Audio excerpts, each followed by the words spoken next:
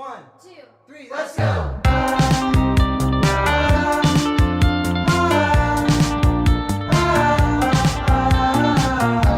Well, hello everybody, Anthony here. Welcome back to another spicy episode of the Single Parents Podcast. You know it by now. This is the show for anybody whose life just ended up being a little less than what they would call traditional. You're hanging out with your boy, Anthony, in his living room on a beautiful Saturday. That's when I'm recording the show. And, man, I'm not gonna even try to pretend right now that I am not utterly exhausted. Oh my goodness. But before I get into me, how are you? I hope you're doing well. A big part of this show is just creating an environment for you, perhaps a single mom or single dad, single aunt, single uncle, grandparent out there who's just trying to figure a whole bunch of stuff out. And, we just got to have those reminders as we're taking care of a million different things to slow down, to check in on ourselves, to make sure that we're fine. You know, our kids are asking a lot from us. Our jobs are asking for a lot from us. Our family and friends are probably asking a lot from us. But I'm not here to ask anything from you right now other than just see how you're doing, make sure everything's good. And if not, that's cool. You know, we can be real about the fact that maybe it's been a week.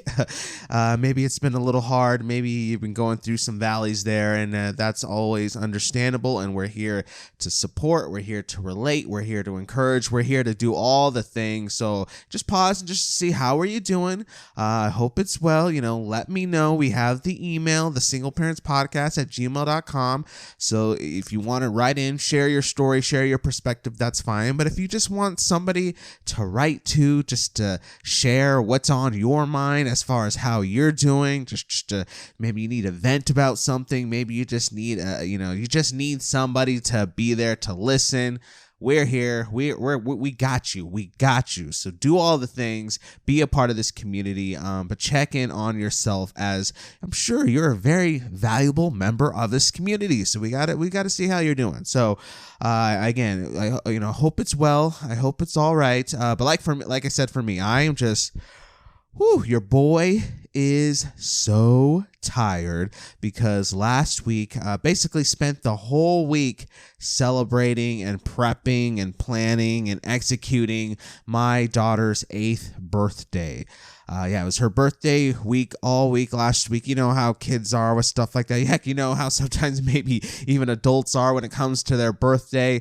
It always has to be a big thing. It always has to, be fun, and we gotta get the presents, and you gotta plan for this, and you gotta make it special. And of course, I'm 1,000% happy to do that because she's my little girl. Even though she's not so little anymore, she's gonna be 8. She's 8 now. She is 8 years old. That is crazy. I remember when she was just a little baby, I was holding in my hands and I had no idea what I was doing. Still don't, to be honest, but I had even less of a perspective on what I was doing back then. And she would just cry, and she would just wake me up in the middle of the night, and she was just so beautiful. And now she's this beautiful little girl who, likes to do art and wants to do gymnastics and is going into 2nd grade. Oh my gosh, yeah. Not so little girl anymore. But we spent all of last week getting ready for her actual birthday. So her actual birthday was on a Saturday. So we spent that whole week leading up to the weekend, just still doing stuff to celebrating her. But man, I am so tired because birthdays, I don't know about you guys, but celebrating kids' birthdays in particular just wear me out. And we really didn't even have like a real birthday party, I guess you could say. So essentially what happened was we woke up, me, my 2 daughters, we spent the morning together, just the 3 of us, celebrating Ev, who was the one who turned 8. And we did like desserts and stuff for breakfast, and then we gave her some birthday money, so she went shopping, and she opened up and played with the presents I got her. But then about halfway through the day, my parents came into town. They live about 4 hours away from us, and so they drove over that morning. They got to town, and we hung out with them for a little bit. The girls were showing them the little toys that she got for her birthday and all the confusing little pieces, and I'm sure are probably lost by now and had to go get batteries because none of those toys are ever simple. And so we did that whole thing for a while, but then they got a hotel for them and the girls to stay with them at for that night, that Saturday night. So we went to the hotel as soon as they were able to check in, and of course they got one with the pool, so we had to go to the pool. And then she got, like, as part of her birthday presents, like one of those like mermaid tail suits, which is basically like a swimsuit, but the bottom is like a mermaid tail, a mermaid fin, right? So she was, playing Ariel in the entire pool for hours, and she was splashing around, and it was so cute. But so that's essentially what we did. And then that whole week leading up to it, we would do stuff. We went out to eat, and we'd, do special little things for her just to really make that birthday week legit. But so again, we didn't even have a real party. We didn't have the friends over. I didn't rent out a venue. We didn't, do that whole 9 yards. So that was it. But I just, at that Saturday night when the girls went to the hotel to spend the night at the hotel with my parents, I just went home myself, and I was just done. I was spent. I was so exhausted, just mentally. Like, I think that whole week just pouring out. There's the normal pouring out that you have to do, obviously, as a single parent. That takes a lot of energy. But I think for me, it was just that above and beyond amount of energy that I had to expend to really just try my best to make that birthday week special for her. So come that Saturday night when I just got to come home by myself and have some peace and quiet for the evening, man, let me tell you, I crawled onto that couch and I did not move for hours. I put on some of the most trashiest, mind-numbing reality dating TV show you can imagine, turned off my brain and just sat there, and I was just spent. Birthdays, they'll get you. And I think, holidays, birthdays, special days like that can be awesome as a parent, of course, because, you're making those days special. You're celebrating the little people that you love, so you want to do it. You enjoy to do it, but it just can take a lot out of you, especially when you are just trying to make it the best and make it as memorable as you can for your little one. So I'm just here, just chilling. Honestly, this episode's just going to be me kind of really enjoying the fact that I'm sitting down because I still don't think I fully recovered from that birthday week. But as I was prepping, planning for today's episode and thinking about just like what do I even want to talk about on today's episode, it really just got me thinking about the whole idea of holidays and birthdays in general for a single parent. Because I know for a lot of parents out there, those type of days, those kind of quote unquote special days might look a little bit different, especially if you're co-parenting. So I was just kind of thinking about that reality and just the nature of sharing holidays and doing that whole thing and birthdays and, the whole idea in general, right? So this, again, coming from this perspective of a single parent. So how it works for me, how it works for my co-parenting situation is that we essentially alternate holidays and stuff like that. But when it comes to birthdays, I don't think we have anything specific in our parenting agreement that says like, hey, this year I get her for her birthday, next year you get to spend her birthday with her and alternate. I don't think it's that. I think for their birthdays, it just depends on whose quote unquote week the birthday falls on, and then we kind of look to coordinate and navigate what that looks like, just again for the best of the girls. So this year we didn't do like a combined thing or anything. Again, my parents were coming into town. I think their mom's mom is coming into town a little bit later, so we just said, hey, let's just kind of do our thing, nothing dramatic. It's just like, hey, like I'll just do my thing with her on Saturday, you can do something with her on Sundays, that way she gets like a whole birthday weekend from both of us type thing. But there has been times in the past, I think last year actually, where we did like a combined birthday party essentially, and we were all there and both of our families were there, and we can do stuff like that. We've done stuff like that before, but that's how it works practically. So birthdays kind of just depends on when they fall, but for holidays we alternate year by year. So for example, this year I think Halloween and Christmas are my quote unquote holidays. Thanksgiving, I'm pretty sure, if I'm remembering correctly, I'm pretty sure they're spending Thanksgiving with their mom. And this is just regardless of whose like week it is. It's just even if even if Thanksgiving falls on my week, they still go with their mom on Thanksgiving because it's her holiday. So it just changes. So then next year I'll have them Thanksgiving and then they'll be with their mom for Halloween and Christmas, or I don't know. I think it's something like that. But yeah, that's how we do it. And it could be not for us. That works again because we can kind of just have time to figure out exactly what we want to do and if we're doing something together or doing part of the day together or what have you. Or if we're just going to do something separate, or I'm like, hey, for this holiday, I'm going to go travel out of town to visit family. So maybe you can spend some time with them before we leave and vice versa. So we can coordinate it. And so that's how it works practically. But like emotionally and mentally, it can be, I'm sure it could be tough because, I mean, like, I think that's just a tough reality in general of the single parent life, especially when you are co-parenting. I guess this is more specific for those parents out there who are in a co-parenting situation, but it can be tough because obviously you want to spend every big moment, every holiday, every big event with your kids. But when you have to like share the time and there's shared custody and things like that, then inevitably there's probably going to be holidays that you miss out on because they're away with mom or they're away with dad or they're visiting family out of state. And so you couldn't be with them. And so it essentially boils down to a phone call or to like a FaceTime conversation. And that could be tough because again, you want to be there. You want to see them opening the presents on Christmas every time. You want to be there watching them blow out their candles on every birthday. That's just part of being a parent, is you just want to engage with those milestones as much as you can. But practically in a situation, in a reality like this, the one that we're describing, it can't always be practical. So there's that emotional sadness, and it's kind of a bummer, obviously, when it is a holiday and you don't get to spend it with your kids. And so there's that whole reality. I'm sure many of you can relate to that. You know what that feeling's like. But then there is the other side. When they are with you for that holiday, it definitely allows you to try your best to make it even more special because you get to cherish that time, because you know that you just got to make the best of those times that you do have and those holidays you do get to spend with them. And so it's definitely like a roller coaster of emotions when it comes to navigating that. And again, I'm sure many of you know what that's like, but many of you might be single parents out there who have full custody of your kids. So yours is the opposite. Yours might be like, hey, yeah, it's cool getting to spend those holidays and those times with my kids, but that just means holidays, birthdays, Christmases, and,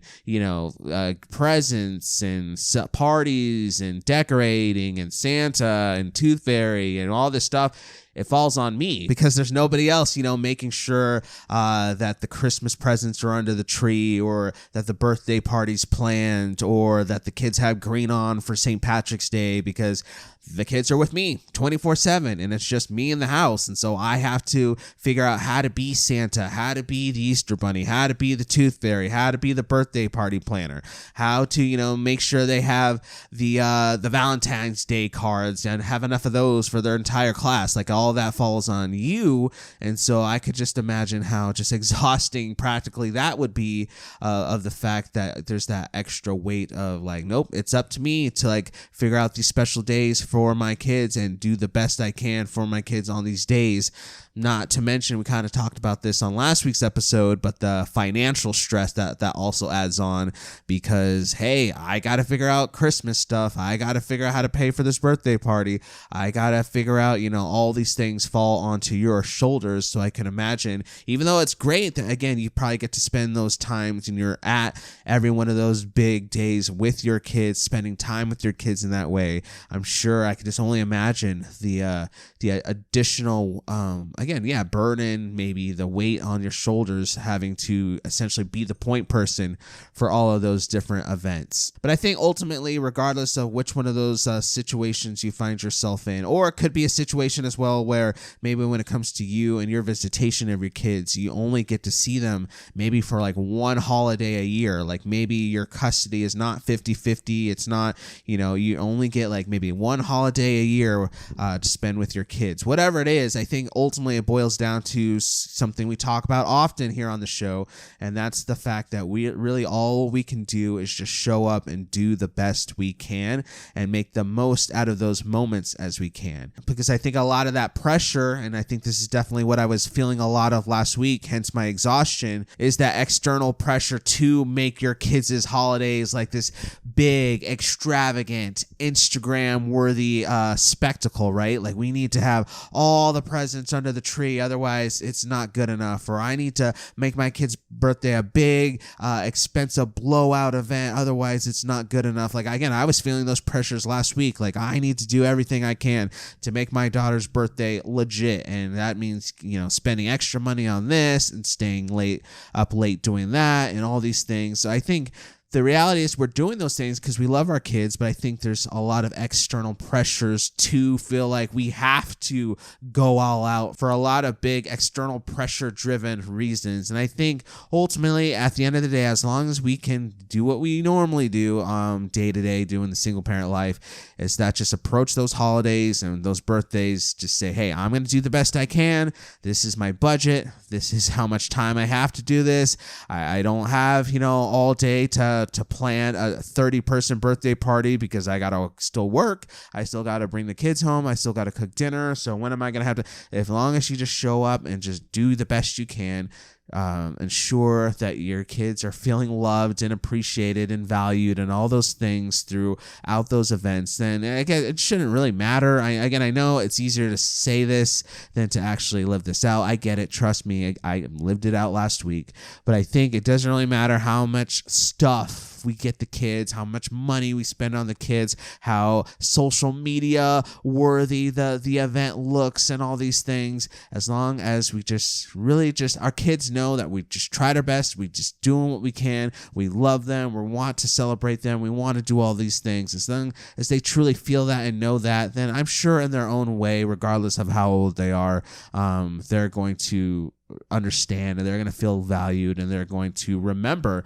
those times where, again, a healthy mom or a healthy dad spent those times with them, cherishing the holidays and celebrating birthdays, rather than a depleted parent on those days who's just, spent and not mentally there and grumpy and all these things. And sure, they might have a mountain full of toys in the corner, but I'm sure deep down they're going to remember you and your presence a lot more than whatever piece of plastic they open up on that day. So we just got to just do the best that we can with those times and make the most of those times and be as healthy and present with our kids on those times. I think that's kind of the secret sauce to that whole situation. But again, it can be tough in some other ways too.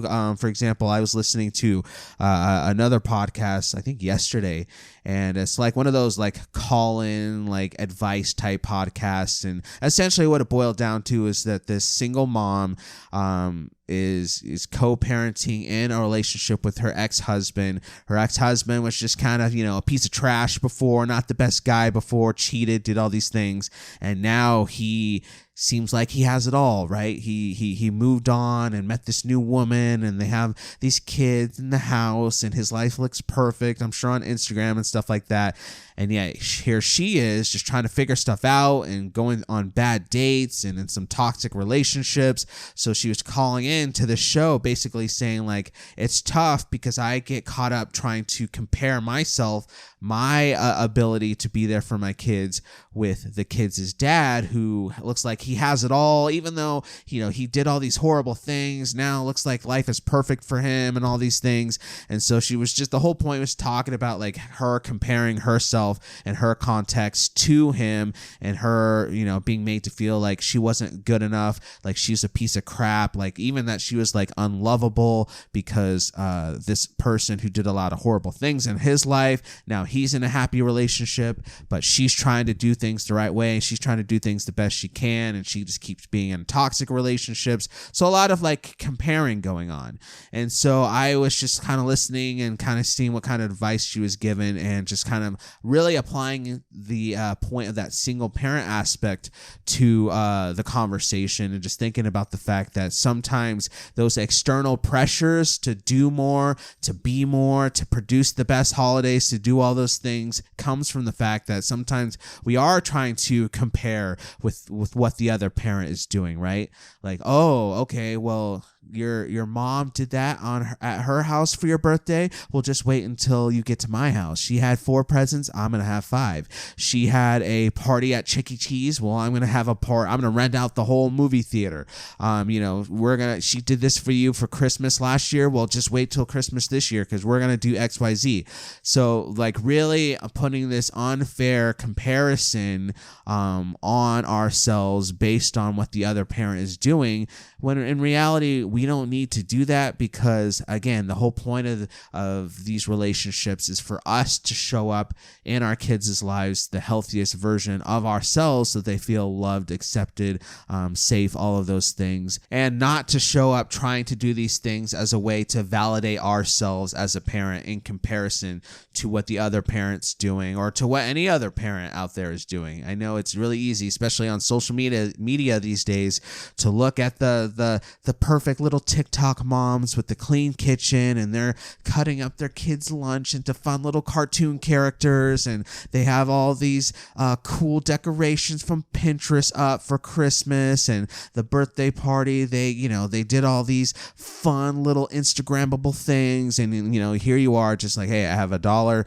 I can go buy a pack of balloons and I can put the balloons all over the floor. That's the best I can do. Oh man. But not to compare, not to put yourself down because of what anybody else is doing, because at the end of the day, you just got to do what's best for you and for your kids. So it doesn't really matter at the end of the day what anybody else is doing. Your value and your self-worth doesn't come from the fact that you are able to do something or not do something for your kids on a holiday or for a birthday or for things of that nature. We're just going to do the best that we can. We're not going to worry about what the other person's doing, because a big part of just doing that is that we don't really see truly what's going on behind closed doors. Like, sure, maybe they had a mountain full of toys at the other parent's house for the kid's birthday, but behind closed doors, probably stressing because they had to put all of those toys on a credit card, and now they're going to be behind on bills.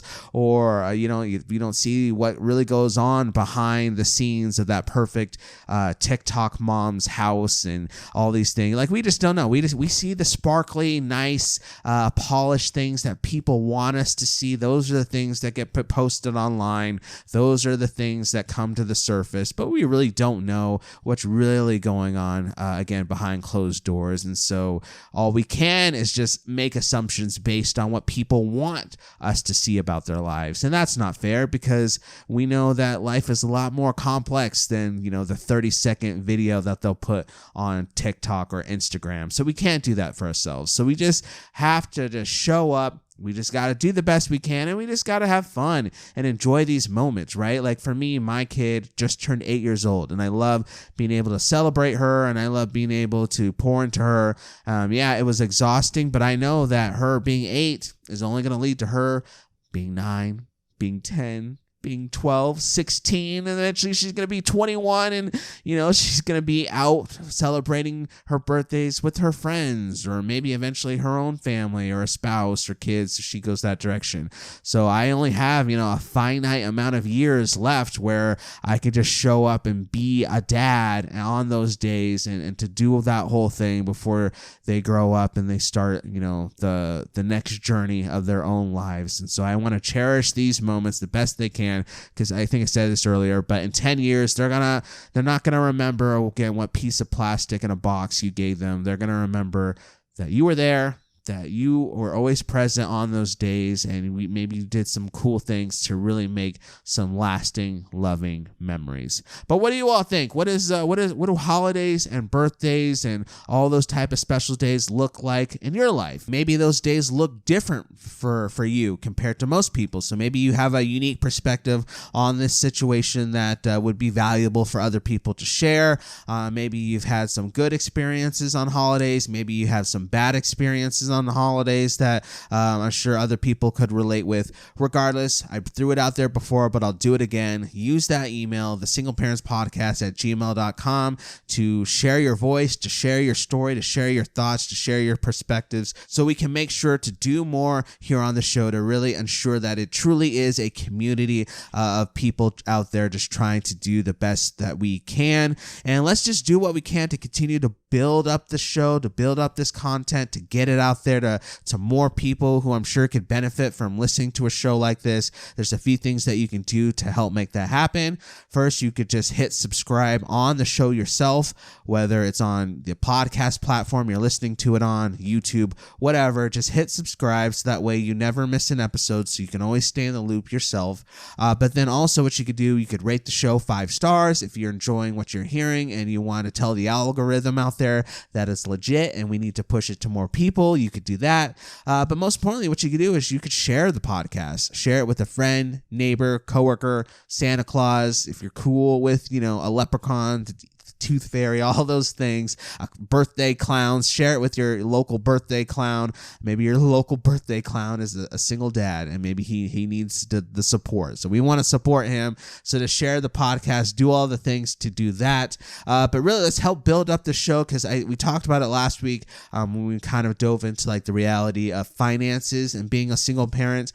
But as I was sharing some social media clips from last week's show on specifically TikTok, somebody had a good suggestion that it would be cool for one day us to set something up that helps single parents during like holidays like Christmas, right? So we're talking a lot about holidays in this episode, but for the reality is a lot of parents out there can barely afford the standard monthly bills.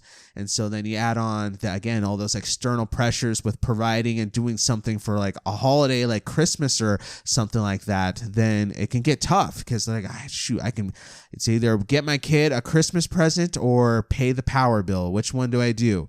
And so for us to come up with something to where maybe we could support parents like that and be like, hey, you just do you.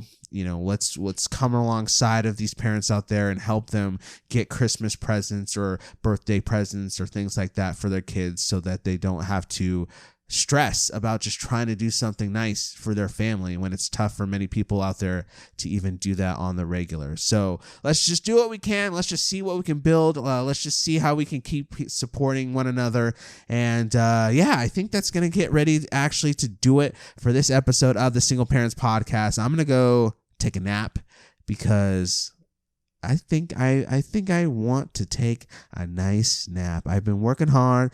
Birthday was good. Birthday was a success, but I have this whole day. The girls are with their mom. I don't really have anything planned for once in my life, so I think I'm going to go take a nice nap, because then if I'm rested, if I'm good, when my girls come back home to my house rather tomorrow night, hopefully I'll be energized and I'll be able to be that healthy presence as we head into a brand new week. So I'm going to stop yapping. I'm going to go take a nap. You go do what you got to do. Maybe you want to go take a nap too. Maybe you need some wine. Maybe you got to do the laundry, whatever it is. But just remember, your friend Anthony here at the Single Parents Podcast has your back and wants you to remember just to keep doing the best you can. Until next time, thanks for hanging out with us. We'll see you later. Bye.